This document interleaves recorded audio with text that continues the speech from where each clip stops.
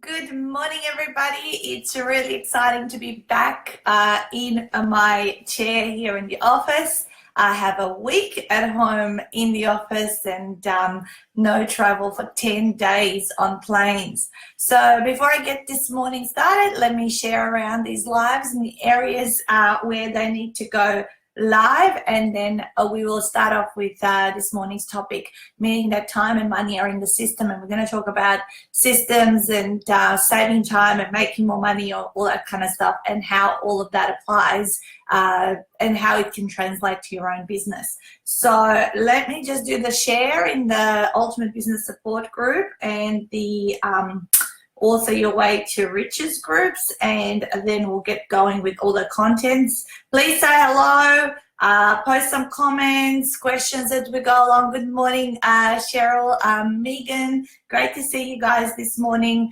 I'm back on home soil, or in my office, which is really, really exciting because I haven't spent a lot of time at all here the last week. So I'm just sharing this across a couple of groups, cutting and pasting. Okay, that's one group.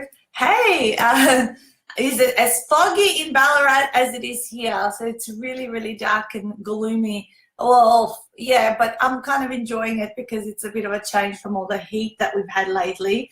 All right, let's go across to Author Your Way to Riches. And then I'm going to get going on the content. Okay. I always come on a few minutes before 9 o'clock so that I can do these shares and get on with it. Perfect. Excellent. It comes and goes. Yeah, our flight was actually delayed last Monday when we were flying out to Cairns for 2.5 hours because of the fog, and it looks just as thick this morning.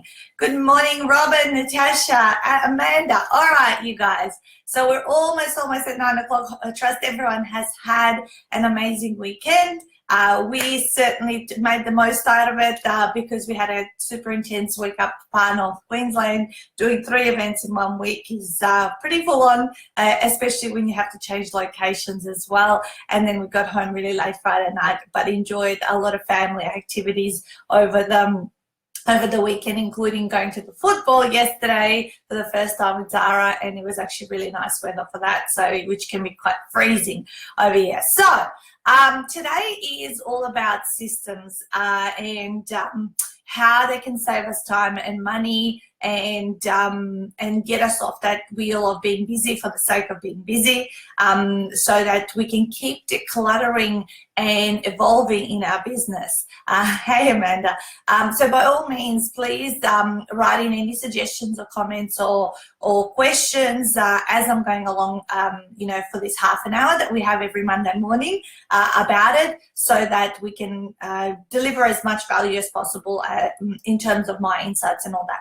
So I have figured out that there are 3 main areas where systems exist in a business. Like if you kind of summarize them, I would divide them into 3 different areas.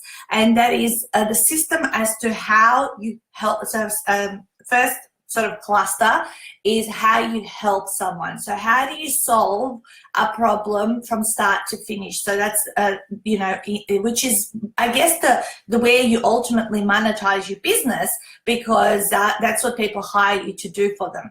So for us, let me get the example, first of all, within my weight loss niche, when I started out as a coach 8 years ago, I had a particular system that I would help people lose the last 10 kilos.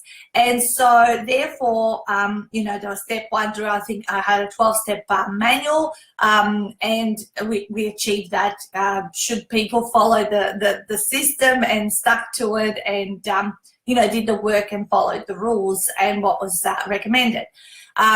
Now, with Ultimate 48-Hour Author, how do you write a book in 48 hours? Again, it's a particular number of steps that people follow. There's checklists, there's templates. Good morning, Shirley.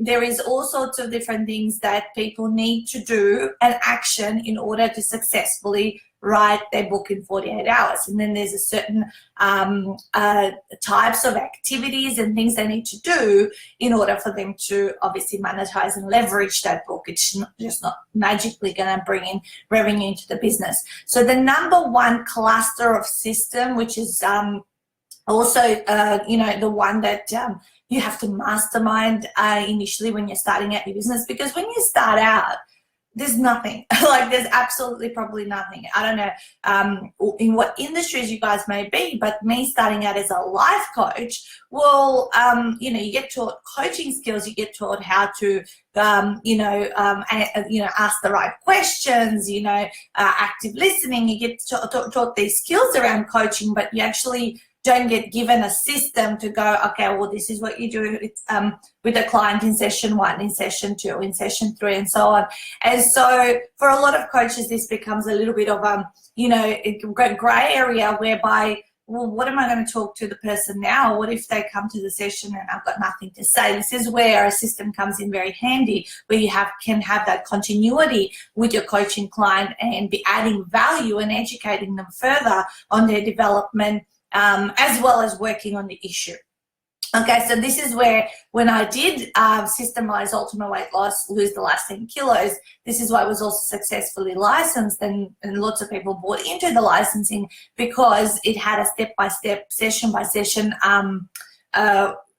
a breakdown for other life coaches, other health and wellness people to follow with their clients. Okay, so the first system is how you help someone get from A to Z with whatever problem you're solving. That's the first system, which is obviously what people are going to need to see the value in order to invest in your business. The second cluster of systems is service and follow-up. Sorry, I do have a little piece of paper here. I literally pull this together. As you guys know, for these live calls, I kind of mastermind whatever it's going to be in the morning while I'm in the shower and doing stuff, because I think the right topic always comes out at the right time for those that need to hear it. So the second cluster of system is service and follow-up. So what do I mean by that? So when someone signs up with you or they become a client, they've said yes to you, what are the number of steps that you need to follow that to onboard that client? What do you need to send them? How do you need to, where do you need to introduce them? What kind of stuff do you need to get to them ASAP? And the suggestion here is doing it ASAP, so that person who's super excited to be working with you can get started. How do you get them started immediately? Within these systems also, service and follow-up lies, your management of your cash flow. How do you take your payments? How do you, set someone up into your system so that you are managing stuff? Because, that might seem easy when you only have a handful of clients, but when you have got 50, 100 plus clients, there has to be some kind of a flow whereby you're not doing everything absolutely manually. I'm going to give you some tools about this. I just wanted to sort of outline what the 3 clusters of systems are within a business, and then we're going to talk about some tools and suggestions, and I'll share what I do as well. Okay, number 3 cluster of systems in our businesses is our marketing and our sales. So what I mean by that, well, how do you put out marketing? Do you do organic marketing? Do you do, low-cost marketing that you got to go somewhere? And how do you follow up in regards to that marketing? And also sales, do you have a follow-up system, a procedure that, you have embedded into your business that is going to, follow up with people over a period of time, or will you do it yourself? Whether or not you do it yourself or something else does it for you, it has to be embedded. So summary, there's 3 clusters of systems. There's your system as to how you help people achieve the goal that they've hired you to achieve. The second cluster of systems was the service and follow-up, and just the management of your clients and your internals and your cash flow and all that. And the third cluster of systems is marketing and sales. So how do you put your stuff out there that ultimately converts, and you start having that well-oiled machine that is constantly bringing in new clients and servicing them, and obviously helping them achieve their goal, and then moving on to the next group, and so on and so forth. So the variety of all of these 3 different clusters of systems it can be completed or executed in 2 different ways. And those 2 different ways are manual or automated, right? And when we are starting out in business, the reality is most of the time we will be doing these things manually. And some systems may not be able to be automated, you know, if certain phone calls need to be made or a specific email needs to be sent at a specific time that is customized, then those have to be done manually. But even the manual systems are not the ones that we should be doing all of the time, because at some point in time, you as the expert want to outsource 2 of these clusters that we spoke about, and certainly continue doing, doing one of them. In an ideal world, you would outsource obviously the service and follow-up, so the onboarding of your clients and sending them things that obviously doesn't require your expertise in terms of helping them, and of course the marketing side of things, like if you're going to do paid advertising, you know, that can be outsourced and all that sort of stuff. Even sales can be outsourced. You could have a team of salespeople who are bringing people into your program, and then ultimately you're just delivering the system that helps people achieve the result they hired you to achieve. Of course, the order of things that you would outsource stuff in, you start off with the cluster that is all about onboarding, about logistics, about sending certain emails, setups, cash flow, accounting, bookkeeping, those kind of things up. The first thing, that's the easiest thing to outsource. So within our business, we have a virtual assistant in the Philippines, Lendi, who for the last 2.5 years has been sending out all of our event logistics prior to our events, asking people for their addresses for our system, getting them into our customer relationship database, sending out our postcard that we send after the half-day event, sending out any of those onboarding. A new client comes on board, she sets up a project in Asana. So we manage our those kind of systems through software called Asana. And Asana is, sorry, my hair keeps going in my eyes. I seriously need a haircut because my fringe is way too long and now it's like everywhere. So we set up processes in Asana, like event processes, new client processes, retreat. When retreat comes, there's a list of tasks that need to be completed on a certain specific day in the lead up of that event or post that event that actually gets someone to, that sees a through in a consistent manner. Every single person that is involved with us gets that consistent service and follow-up with us. So those are the first things that you can actually outsource and get someone to do. So the service and follow-up kind of systems that don't require your expertise. The second type of systems that you can outsource is obviously your marketing and your sales. So your marketing, if you are going to do paid advertising, that's someone that you could put in charge to monitor and manage and look at, like for example, we have a Facebook ads manager who manages those the numbers, how much we're spending, gives us reports, all that kind of stuff, and therefore, we have our virtual assistant then obviously document all of the people that are coming into the who've bought tickets to our events and going on to those systems of the pre-event and all that kind of stuff.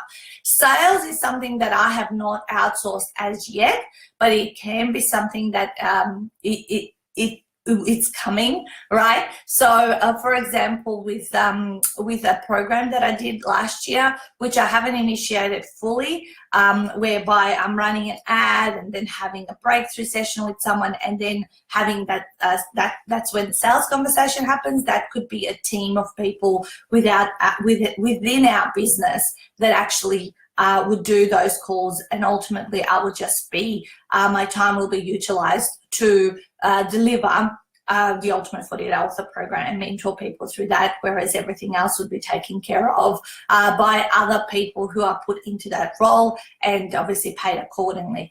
The very last thing you can actually outsource is someone else delivering your system, which is obviously how you help people. So someone else running my Ultimate 48-Hour Author Program, so long as I've trained them and, you know, they've got the credibility around having done it themselves and all that kind of stuff, then certainly they can take on board even that part of it. And ultimately that completely would remove me out of having anything to do with, you know, therefore time abundance and of course, you know, the ability to do whatever I want, whenever I want, however I want it.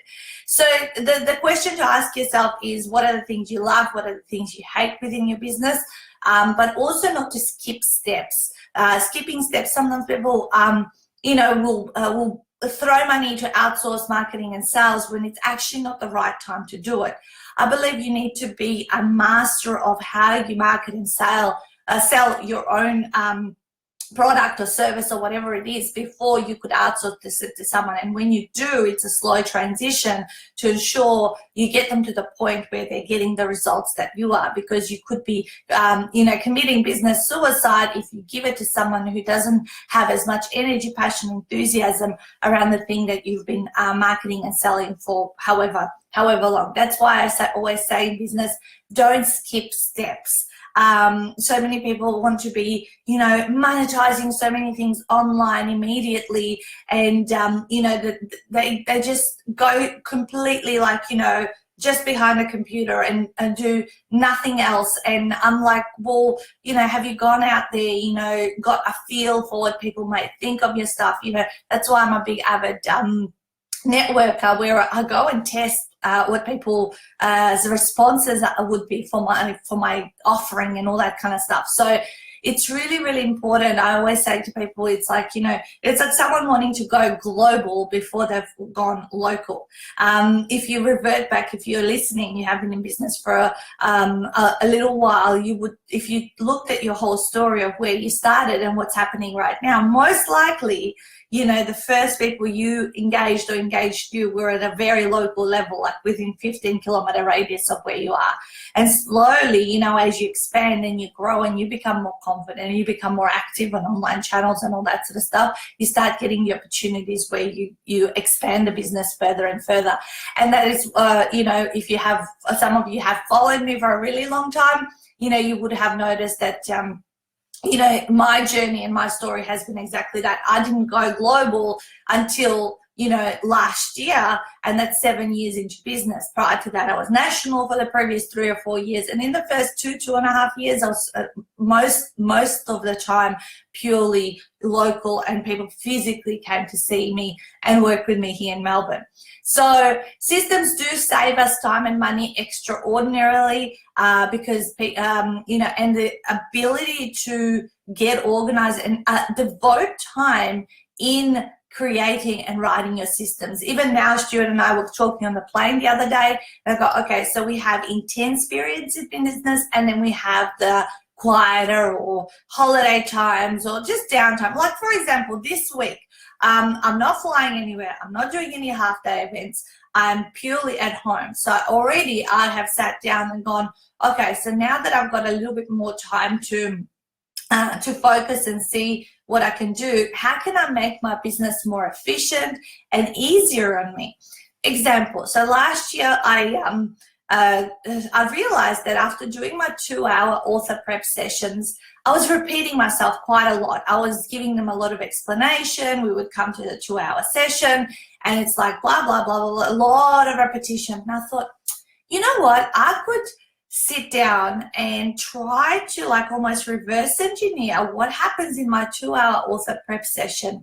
And let me see if I can document everything I continuously repeat myself over and put it all in order as if I would run that 2-hour session, and then get the clients who are coming in to read their document, see what they can action as far as actioning stuff, and then have their 2-hour session with me. Would that cut down on time, or would that give them even more clarity in terms of what they should be doing before their retreat? And so I sat down one afternoon and I spent about 2 or 3 hours and I wrote out about a 17-page document. Of course, I cut and pasted things from a couple of different spots. So it wasn't like I wrote 17 full pages, but I did type it up. And then I showed it to Stuart and said, oh my God, this is everything that we do in our 2-hour sessions. This is super awesome, you know. And then when we come on the call, we're tweaking and adjusting and really using our expertise rather than going through logistics.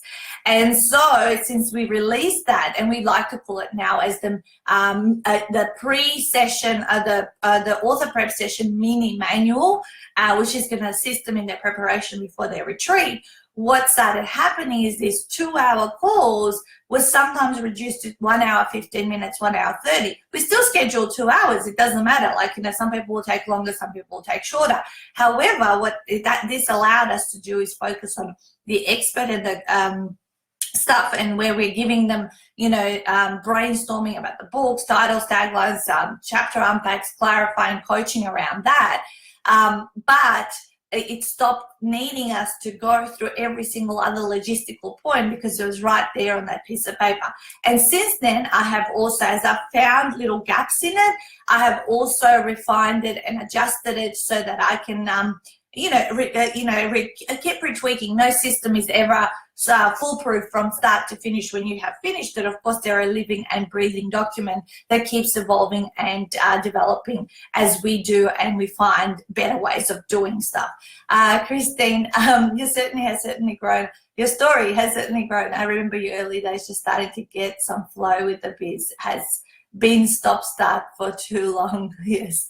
All right. So I'm guessing you're referring to some of your experiences, Christine, in there. But yeah, I've definitely also enjoyed following your story as well. So you guys, in the downtimes or in the times when it's not as hectic and busy and we don't need to be in front of people as much, I take that time to figure out how can something else even more be efficient in my business, because ultimately, as the years have gone on over the last 8 years, every year I'm working less and less and less and less. So this is where time has been saved because systems have been embedded and then outsourced or set up automatically. Yeah, Christine, that's what I thought. I was just reading what you were saying. Hey, Joanette, nice to see you. She's from Orlando. We've got someone joining us from Orlando. So you guys, as you go on, ultimately systems help you declutter, the busyness that seems to be present, all the time in our businesses, when we're starting up early, because we're absolutely everything. We're the admin person, we're the bookkeeper, we are the course, where people inquire, we're the person who needs to go out there networking, we're the person who needs to serve the clients and so on. So as you keep going on, the key and the trick is to devote even just a couple of hours a week. Just sit down and go, what is it that I continuously, repetitively do that I can document the steps to that, even if it's just for myself, so that, you're not running around like a headless chook, that you actually doing the stuff and executing the system. Even the system of Asana that I use with my VA can be utilized just by one person. What this will do is it will remove the need to remember a series of tasks. Let's say, for example, everyone would have this task: how you onboard a new client. What are the steps you need to take? Do you need to add them to a certain database? Do you need to put them into a Facebook group? Do you need to send them a specific email that gives them some instructions? What are those steps? Initially, you might only have 3 or 4 steps that onboards a new client, setting up their payments with you, their cash, all of that kind of stuff, sending them a receipt, whatever it is. You might only have 2 or 3 steps, but as you get on in this journey, you might figure out that there's actually more steps when you're onboarding a client. I believe in our onboarding a checklist for a new client, there's about 7 or 8 steps, when they initially sign up. So, what are those steps, and how can you, set up a template project in a system like Asana? And when someone signs up, I copy that project and then I just tick stuff off to make sure that I have completed those tasks, which ultimately can be then easily handed over to a virtual assistant. Well, you know, our half-day events, our retreats, our group book launches, our masterclasses. So we have 4 categories of events that we run regularly and that repeat themselves.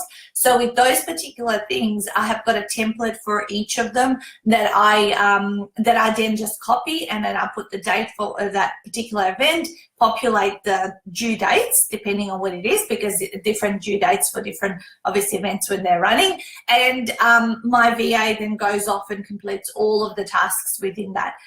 Certainly when you're starting out, you can just be doing that for yourself to get, you know, to feel more organized, but also not to keep all the information, because having to do small to-dos in your head and just hanging over your head, you know, it creates a lot of clutter and, you know, just mess, and you can't think clearly on the more important things you need to be thinking clearly about.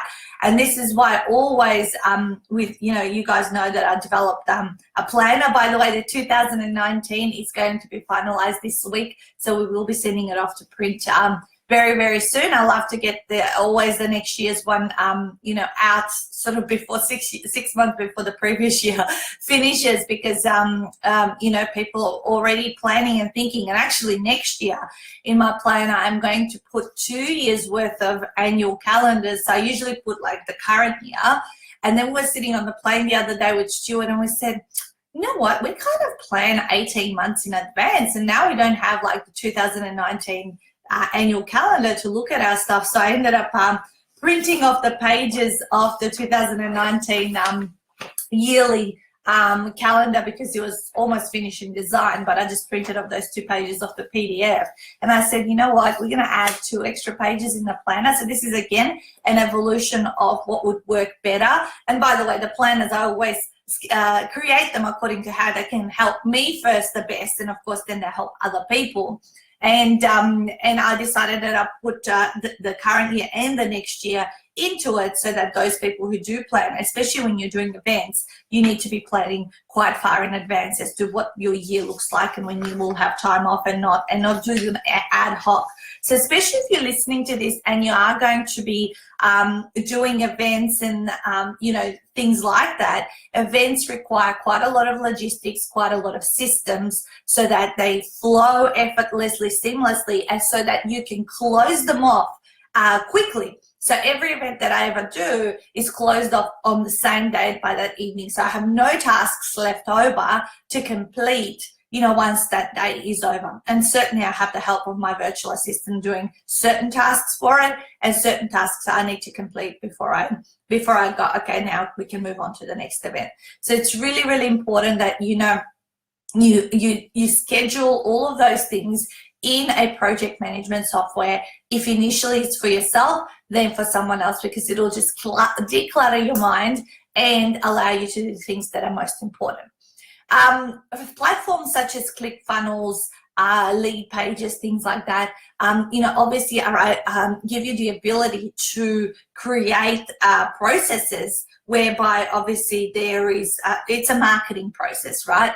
You might get someone into your database through a landing page, then they get something else valuable, then they get invited to an event, whatever it is, and so on. And so there might be 5 or 6 different steps. So that's an automated system. An automated system that perhaps, you know, those kind of systems you might want to fully outsource for someone to create for you if you're not that techie.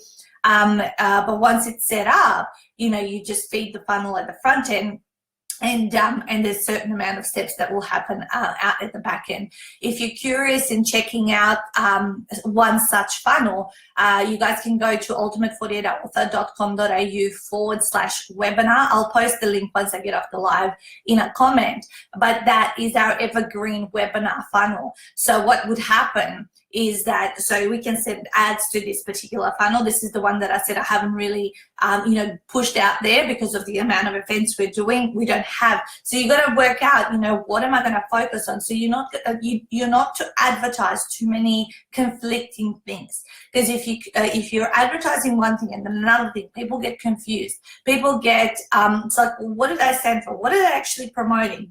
They start getting confused. So this is why we haven't really pushed out on paid advertising our evergreen funnel, because we're doing our half-day events and there's a tour of those. But when we have a quieter period, that's where we would end up putting traffic into it. So what happens with that particular automated funnel that was set up, and now it's literally set up and I just need to send traffic into it, is like you send an ad to the first page, which is the one that I said before.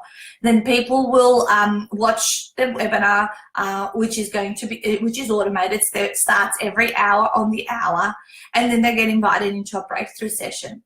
In that breakthrough session, you would obviously have a phone call, a Skype call, whatever it is, and that in that particular Skype call is the point of figuring out whether you're a match with the client, what kind of help are they after, do they suit your process in terms of going through the program, and committing to the retreat. And of course, if it's a yes, then the person becomes a client. And in our case, it would remove the necessity of doing the half-day workshop. Now, once we've mastered that whole process, how many times can we really do it? So many times. And you could then outsource that next part, which is the sales part, which is you put a salesperson on the call, taking those breakthrough sessions, and of course, getting to the other end to work with you as the expert. And in this case, Stuart would take those calls, because we do have people coming through that funnel because we organically sometimes promote it. We don't put pay advertising because not as yet are we ready, and nor do we have the time. So you've got to figure out how much time do you have for certain activities to figure out when you should execute them.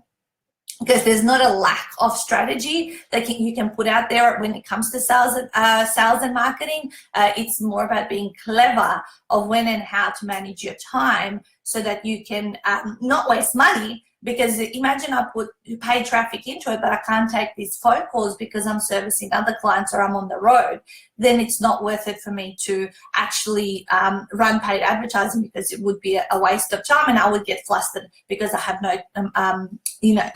waste of money, because I will get flustered and not have the time to execute those particular calls. So in summary, as we get close to 9:30, you guys remember there are three major clusters of systems that you should be thinking about developing, which is going to make you make you money and save you time. The three major clusters are the how you run your system, so how you actually solve the problem for a person that comes into your business. What steps do they need to take in order to get to the result that you have promised them.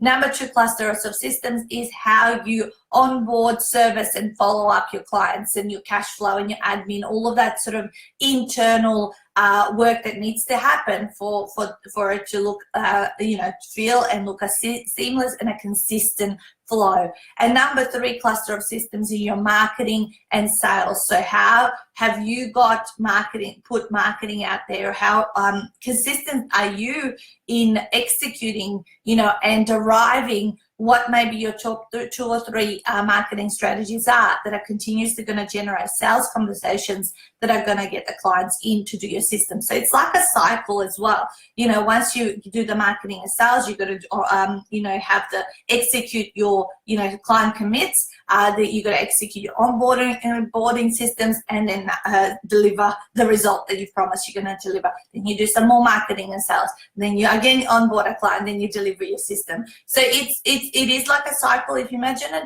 And then obviously you've got the two different ways of setting up the systems, manually or automated. So initially you might be starting off manually all over the place, but using Asana to schedule things so that you're not keeping a to-do list in your head, then outsourcing that list to a virtual assistant if they cannot be fully automated. Alternatively, of course, then engaging experts to set up automated stuff. But of course, you are the driver. You are the driver of everything. You are the, what did they say? The conductor. You're going to be saying, this is how things should be done. This is how, so you need to really focus on how you communicate stuff to people, because ultimately that's how they're going to be able to help you.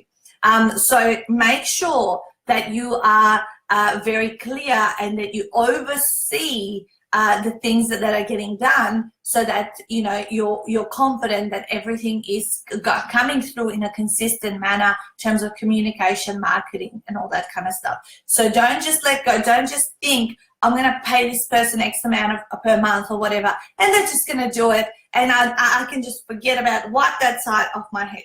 In the end of the game, being a CEO or a director of a company, that's why I call them directors. You've got to direct everyone in the right direction, and give them instructions. And yes, you don't need to be doing everything yourself, but you do need to oversee things, and of course, look for ways that you can evolve and refine what you do. So I trust today has been valuable. Christine has said it's been great for her today. It's always the right message at the right time. I truly believe that. As I said, only a few moments before we got on this, I scribbled a few notes, and I thought, this is the right time to talk about this. Also, I also talk about things that I like to, be doing right now. So this week for me is about refining and readjusting and doing, improving a couple of systems that I've just been putting on the side while I finish my tours, so that I can then go, okay, we're going to set this up, because I know at the other end of doing the crappy work that a systemization might seem like is freedom of time, and of course more effectiveness, efficiency, better customer service, and happier clients, but also happier me, because it saves me time in my life.